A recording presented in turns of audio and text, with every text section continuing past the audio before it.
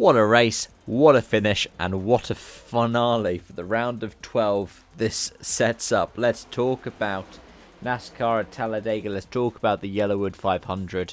Let's talk a little bit about the event and then the playoff implications. And we'll start off with that event.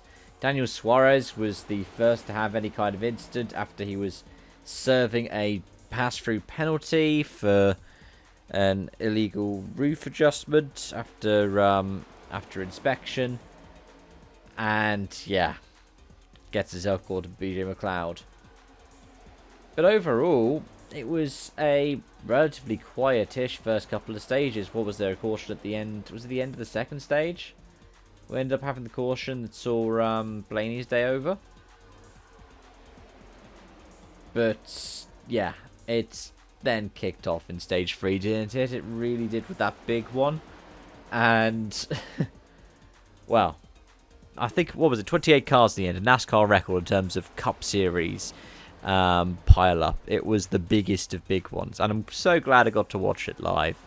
Everyone was fine, but a lot of good cars were wrecked in that one. Again, it was a push from Brad Keselowski into Cindric that caused the pile up, but he was shoved as hard and as badly by Joey Logano, Cindric's teammate, who I think was shoved by, was it Byron or Bowman?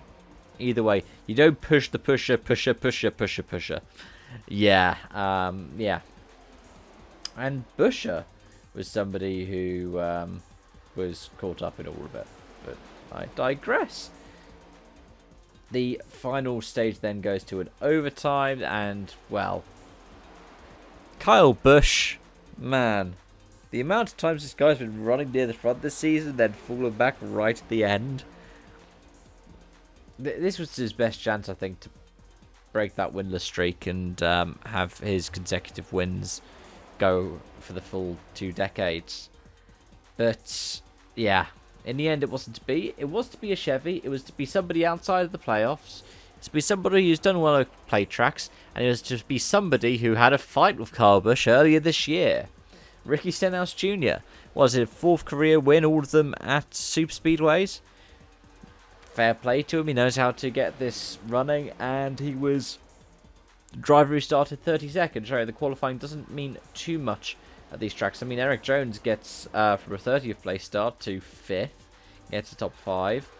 Only 2 drivers in the top 10 qualified in the top 10. Austin Dillon finished 8th after starting 7th. Denny Hamlin finished 10th after starting 8th. Outside of that, yeah, you have a couple of them in the teens or around there, and then a couple of them in the 20s, and then a few of them in the 30s. I mean, Justin Haley in the 7. It seemed like that bad luck that had afflicted Corey LaJoie was spreading to Haley after last week, but the 7 gets 7th, having qualified 35th. Just impressive. Really, really well done in all of that. And then we have the playoff implications. I mean, it's so impressive that I think Eric Eastep was saying something like this is the 4th race in the playoffs this year that's not been won by a playoff driver or somebody who was still in the playoffs. And yeah, it means something even stranger in that William Byron has managed to advance with a race to spare without winning. He's 74 points above the cut line. Christopher Bell is 57 above. Kyle Larson 52. They are all but guaranteed. They just need to make sure they're not losing to Joey Logano in stage 1. And then they're pretty much locked in. Which is weird to think. Denny Hamlin, who spent most of the day 10 points to the bad, ended up 30 points to the good on the cut line because of the big one. That strategy they had at Atlanta that went horribly wrong, he tried to avoid any kind of incident, and then somehow got caught in a wreck right at the end of the race whilst running at the back.